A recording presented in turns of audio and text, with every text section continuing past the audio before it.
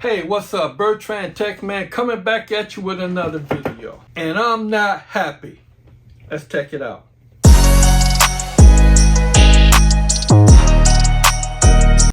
So, in my previous videos, one up here or maybe over here, I praised the Galaxy Z Fold 3. I said that it was the best smartphone out there, hands down, period. And at that time, I truly believed that that was the case.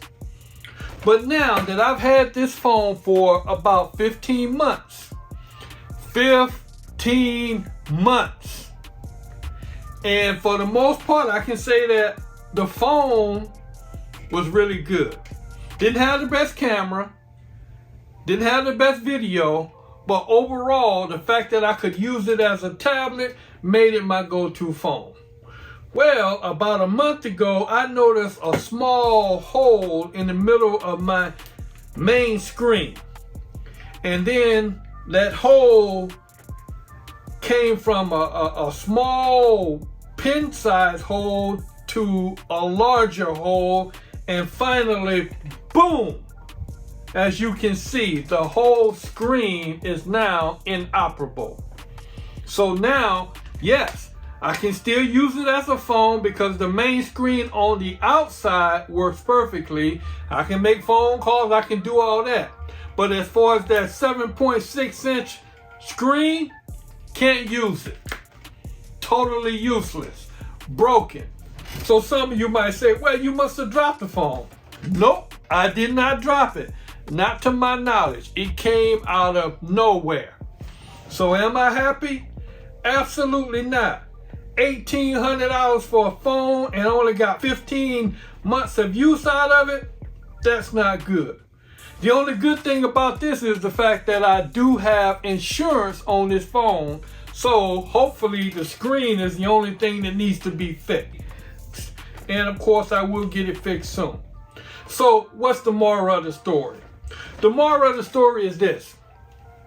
If you're going to buy a Galaxy Z Fold series phone, make sure, absolutely sure, that you get the insurance. Because yes, they'll tell you that screen is going to last for years. Nope, didn't happen with me. Now I don't know if the Z Fold 4 is better or the Z Fold 5 will be better. I don't know.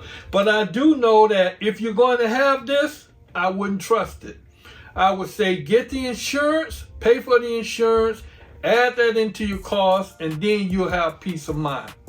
And since I spent so much on this phone, again, $1,800 for this phone, now I'm going to go in the opposite direction. Well, what do I mean by that? Well, I have now taken the time to buy what I consider non-flagship phones, inexpensive flagship phones, basic phones. I got Moto G Power that I'm going to be reviewing on this channel. I have the Samsung A02. I have the Samsung A32 5G, and I also have the Samsung A12. Now, these are inexpensive phones ranging anywhere from $100 to maybe $300.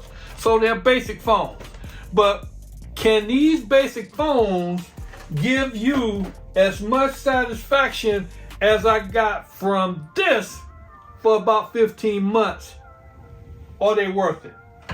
So if you want to find out, we know right now we're almost in a recession, so people not going to want to spend a lot of money on flagship phones. So I'm going to look at some of these older phones and see if they're any good. If you want to watch that review, help a tech brother out.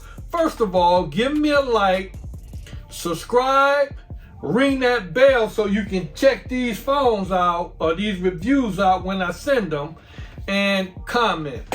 In the comment section, I truly would like to know if you have the Galaxy Z Fold 3 and if you had it for more than a year, how's your screen doing? Is it lasting or do you see some cracks in it? I am Bertrand the Tech Man. Thanks for watching. I'll see you in my next video. And remember, before you buy anything, always first Check it out.